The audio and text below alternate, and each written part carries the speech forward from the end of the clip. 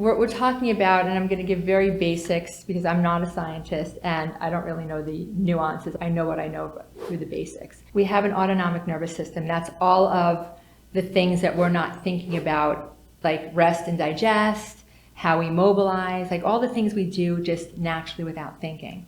And there's two branches of the autonomic nervous system. There's a sympathetic, let's just call it fight or flight responses, because this is all survival, and the parasympathetic, which is our rest and digest. And the goal is to have both those systems working in harmony, right? So that we can mobilize and have a stress response without it being, us being in this crazy reactive state. When our nervous systems are not regulated, which is due basically to trauma, what happens is we tend to be more dominant either in that sympathetic, that fight or flight, or in the parasympathetic where we just shut down. So the goal of true healing the nervous system is for both the parasympathetic and the sympathetic to be working in a balanced way, right? Because mobilization, we need mobilization. How do you get up and go to work in the morning? That's mobilization.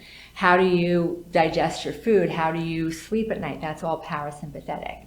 So these two branches tend to be out of alignment. Like in my case, my sympathetic nervous system was so overactive. I was constantly living in this stress response.